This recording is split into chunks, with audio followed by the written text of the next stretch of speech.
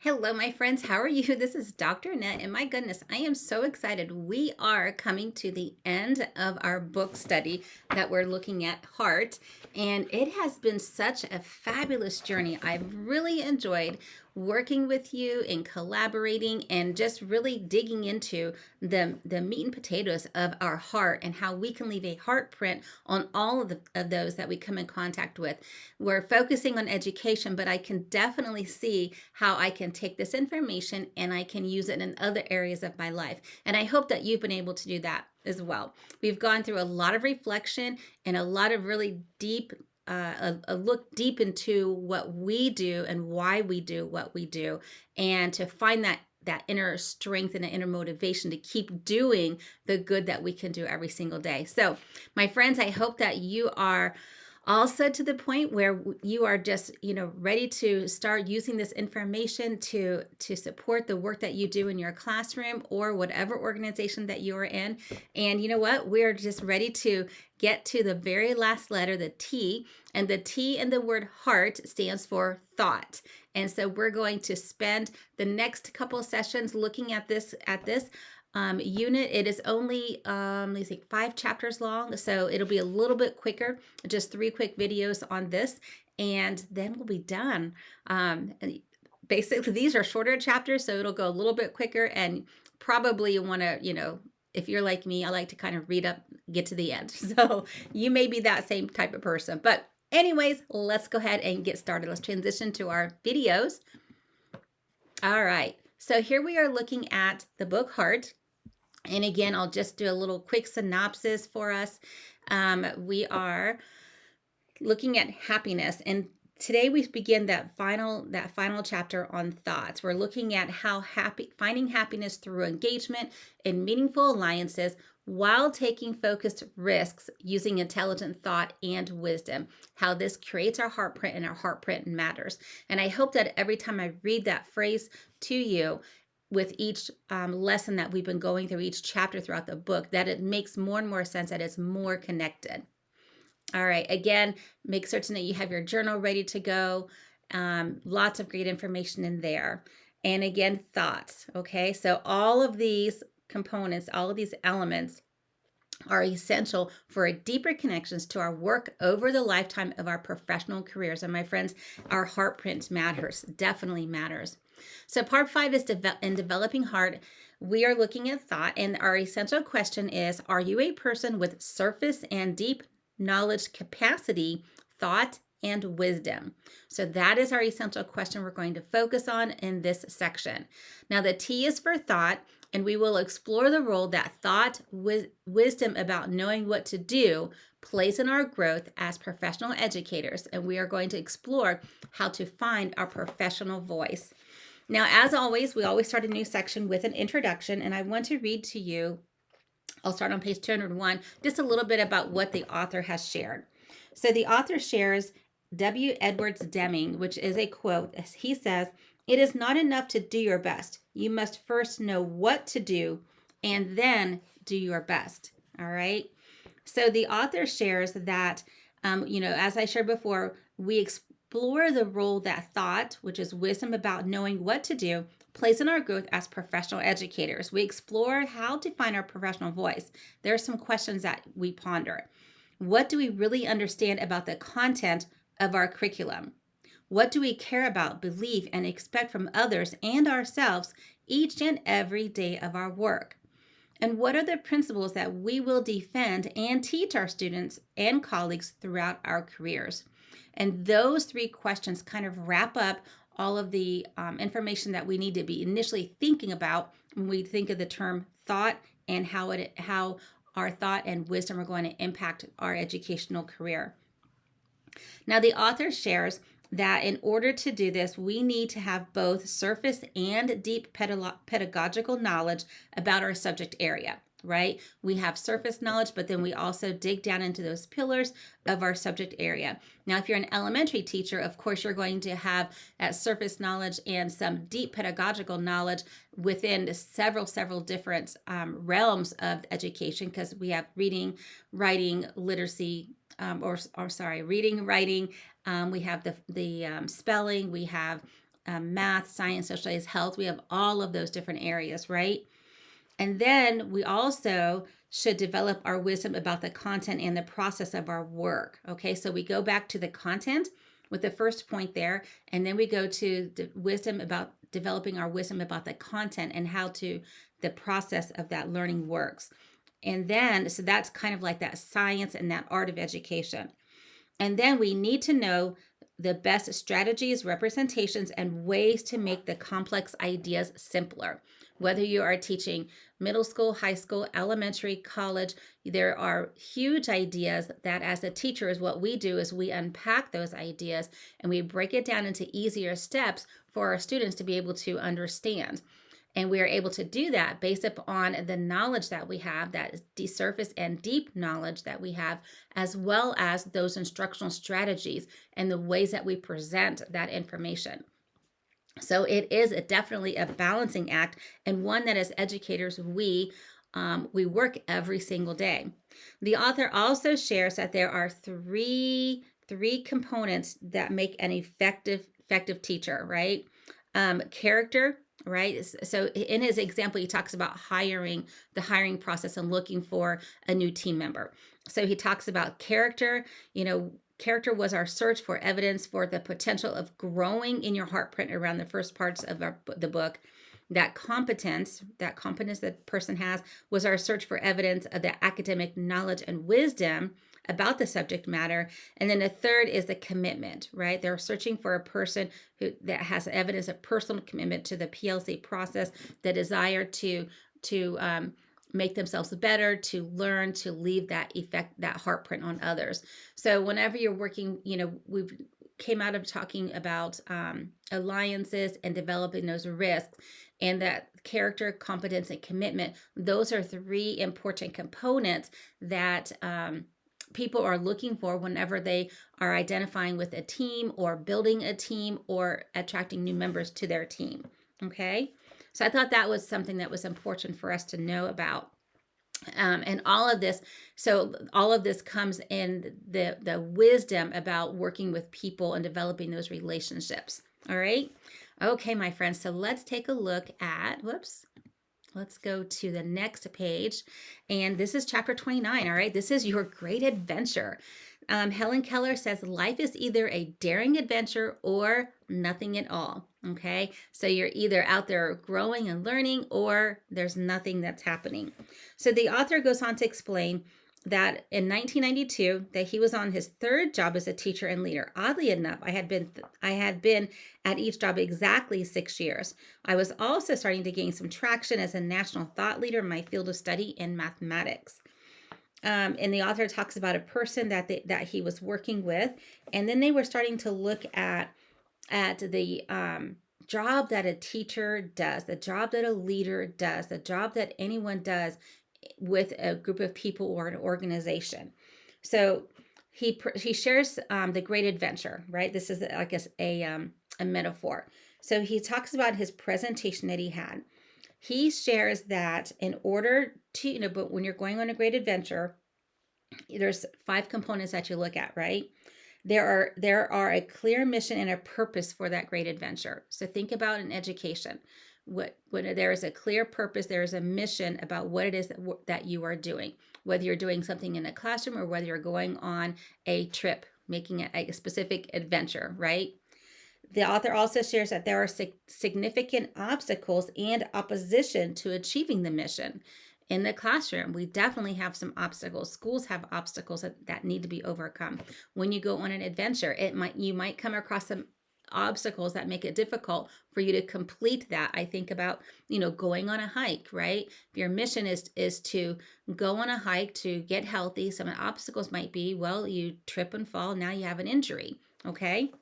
So the next thing, number 3, is a hero or several heroes try to overcome the obstacle to the mission.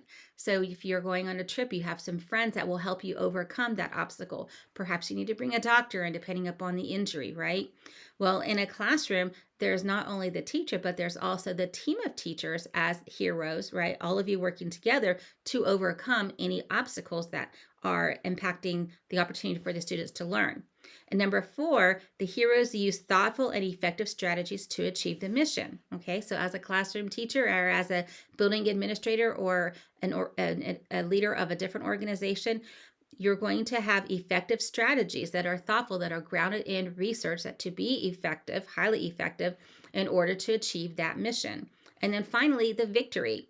There is victory, which is a successful ending to the mission. And remember, our author shares with us that every victory needs to be celebrated. Okay, so the author then goes on to identify, goes into more detail about each of these, and I'll let you review that in the book on page 206 and 207. But I wanted to talk about some of those. Go back to number 2, some of those obstacles that the author mentions. So he says some of the obstacles these could be some that you relate with as well. Or that teachers work in isolation, and we've been talking about that. Students are not doing their work. There's an intervention that is not fluid required or is not being successful. And so as educators, what is it that we do to overcome that? There's high levels of poverty in your community, or parents who are not connected to the school community, teachers who are not connected to the parent community, colleagues who are not fully engaged in their work. And during our study of this book, we've talked about each of these and ways that we can overcome those obstacles. There's a lack of vision or focus for sustained change by a fixed mindset person or persons in your school, lack of student engagement lesson designs, and a culture that is not safe for some populations of students. And again, these are some obstacles that typical schools face and educators face, regardless of what type of environment you're in. And the really nice thing is that through everything that we've studied, we have worked together to learn how to overcome some of those obstacles, most of those obstacles. We've learned some strategies that we can try, that we can implement, that we can then refine and reflect upon to see how that they are doing. So with that, what I'd like to do is just to kind of leave that information there. But I want you to think about those adventures that you go on, the 5 steps of those adventures, right? How that also relates to your education in your classroom. Okay, now let's take a look at some of the reflecting questions.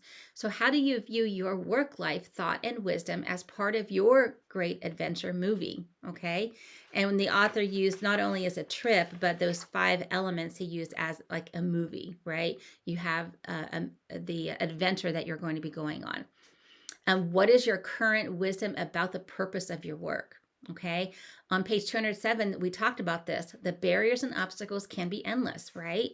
The list some primary barriers and obstacles you currently face. We listed a bunch of those, and hold on to them for a moment, right? Do any of those correspond to that list that I shared with you on page 207?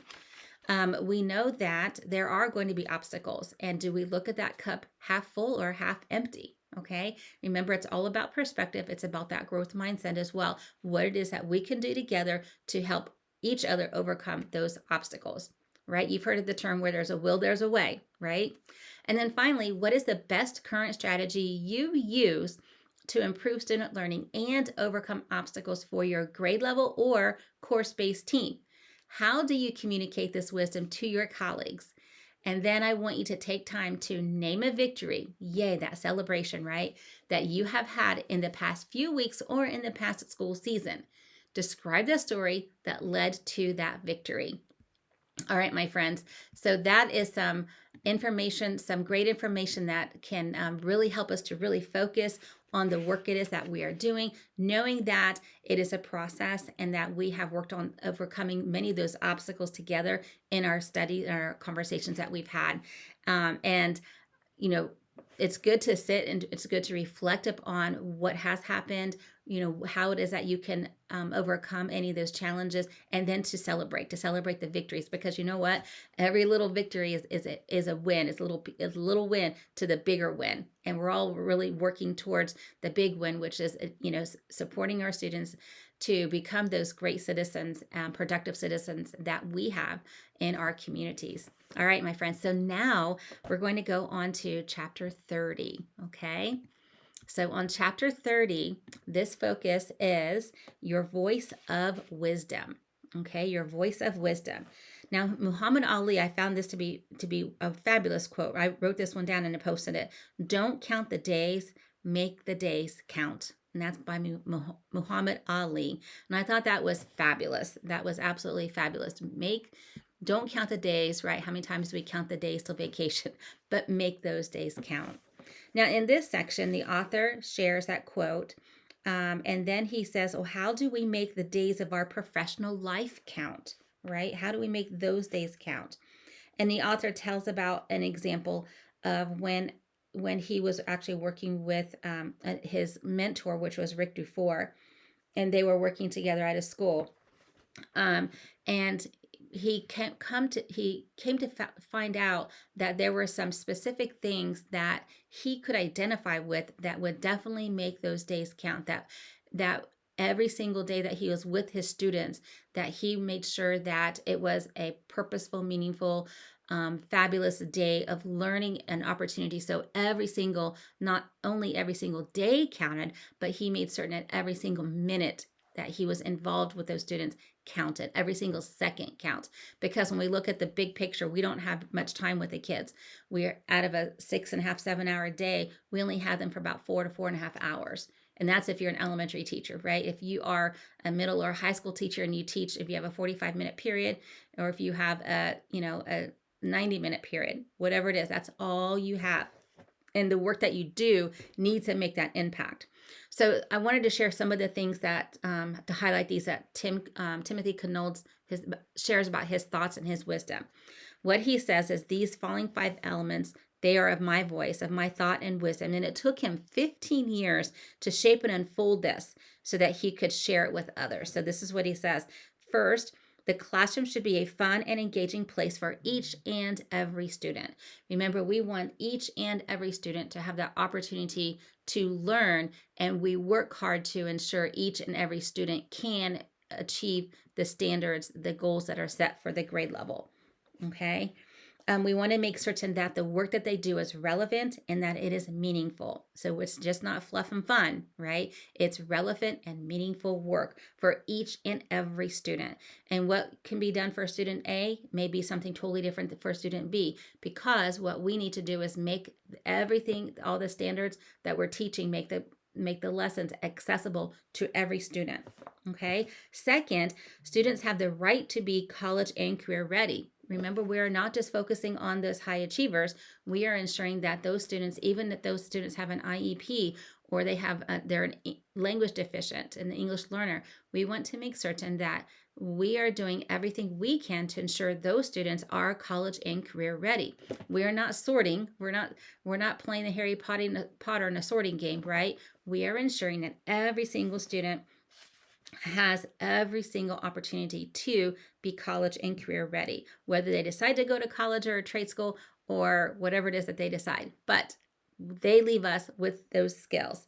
Third, now this one there had a huge aha, right? Textbooks cannot be the sole wisdom of authority. Remember when we talked about at the very beginning how you should have the surface knowledge and that deep knowledge of the content that you teach, right? So we know that yes, textbooks are organized, they're created, they're research based, they should have the best practices, and they should have all the content that we need to teach. However, we know there's a lot of content out there that cannot be put in some of these texts. So it's important that we use our surface and deep knowledge of the content to ensure that the students understand the full picture, not just a smaller picture, right? So one of the things I underlined this and I put like star, star, star, star, star. So I believe in what my colleagues and I write in the books because he's published these teacher edition curriculum books, right? And I also believe that the curriculum we present to teachers can be a tremendous aid to their thoughtful work, development, and content wisdom for the subject. Yet, during my early years at Stillman Valley School, I had become so book dependent that my own learning became stunted a bit. I could not think for myself. The textbook is and should be a great resource as it is a resource designed by experts in the field. And yet, it is just one of the many resources to use as your knowledge and understanding of how to present content development and mature. Okay. I thought that was so, so important. You know that one of the things I love to do is to teach literacy, reading and writing skills. And I came into education at a time when we did not have, it was more of a whole language. So we're not really using the basal readers that you typically see right now, but it was the whole language. So we're actually using children's literature. And I remember having a children's literature class, and we learned how to use children's literature as a resource for teaching. So, what I can do, and I love doing this, is picking up any children's lit book, whether it's a picture book or whether it's a chapter book, and using it as an instructional tool to support the learning that the students are doing, to use that as an instructional tool to meet those standards and to support those students in achieving those standards, making it accessible. There's not all the times are students interested in the books, the content that is in the basal readers that we have, but using a book that they're interested in, you're going to gain more ground in helping that student to be proficient in specific skills because they're taking that knowledge and they're actually applying it to something that's meaningful and purposeful for them. So if you want to learn more about how to do that, then go to my website, blueribbonteacher.com, and you can check out the different posts that I have. And I also have a Teacher Pay Teacher in an Etsy store where I also post some information there, a YouTube channel where I post videos, lots of different social media opportunities to get that information out so that other teachers can also do this. Okay, so you don't just need to use the one book, the one book that's in the teacher's basal as the way to teach literacy, but there are hundreds of books. And honestly, I like to teach from the experts, and those experts are those published authors, whether it's reading, writing, spelling, whatever the skill is. Okay, so that's my little tip on number 3. Let's go back to the fourth one now. Students have the right to learn with technology. And as we've shared before, students we have nowadays, adults that we work with nowadays, we are all living in a technological society, right? It's right there at our fingertips. So we need to, as educators, use this technology to support the learning that the students are doing. The students can sit, and if they have a question, they can Google it, right? They can find out what the answer is and learn how to use the technology appropriately, learn how to triangulate their information so that they are getting a bigger picture about what a specific answer is. Okay, so keep that in mind. And I know if you are a teacher who is not very comfortable with using technology, this might be an opportunity for you to have a growth mindset, to use a growth mindset to learn how to use that technology to support the work that you do in the classroom. Okay, and then fifth, finally, individually, educators never have enough wisdom. That just talks to what we're doing right now, being that lifelong learner, right? And one of my quotes that I love is that I have to remember how it goes, is that oh gosh, shoot, I can't remember, but it's an Indian proverb, and it talks, and I have it on my email signature. Let me see if I can find it really quick. It is about learning and how learning should never let's see here. I know I have it right here handy. I've got to have it. Here it is. It says, one who learns from one who is learning ... drinks from a running stream. Let me read that again. One who learns from one who is learning drinks from a running stream. And when I saw that quote, I just thought that was so powerful. This is an Indian proverb. I thought it was so powerful, and it truly represents who I am, because even though others consider me an expert, I am always, always, always, always learning. I'm always trying to find out what I can do to make education better, right? What can I do to help my students be even more successful? What can I do to help the teachers that I work with be even more successful? What can I do to leave my heart print on education, right? So Just remember that individually, educators never have enough wisdom. We should always be in that state of learning, that love of learning. And when we love learning, the people we work with also love learning. All right, so my friends, let's go to the next slide, which are the questions. So what I want you to do is to reflect on one element about student learning essential to your voice. It is so important that it's so important to you that when others join your team, right? Remember those 3 C's, you make sure they reach clarity on this belief. They are joining a part of a team, okay? How do you create an engaging, meaningful, and fun place to learn each day? We want our students to be like that. We want them to have the character, that competence. We want our students to be very successful. Remember, it's character, confidence, and commitment, a commitment to learning. And then number 2, are there any areas, now honestly, I got to tell you, I did proof this, but it was late last night. Are there any areas of your school program in which students are being denied access to the curriculum? How do you and your team ensure you will be lifelong learners of the content you teach? How will you continue developing that wisdom, that knowledge? And finally, what are the commitments and the essential elements of your professional voice? Using simple words or phrases, write 3 to 5 elements that, like the 5 I described, right? Those 5 represent your wisdom and beliefs, the principles you are so passionate about that you will defend, teach, and energize others towards them your entire career. And remember, those go right back here to those 5 right there. Okay. The classroom should be fun and engaging. Students have the right to be college and career. Textbooks cannot be the sole wisdom. Students have the right to learn with technology. Individual educators never have enough wisdom. Okay, so that's what that question is talking about, using those statements there. Okay. All right, my friends. My goodness, that is all we have for today. Remember, follow me on social media. You can find me. My handle is at Blue Ribbon Teacher. My website at blueribbonteacher.com, and email, of course. And I look forward to connecting with you. This is a recording, so the Zoom session is not live right now, but I invite you to join me.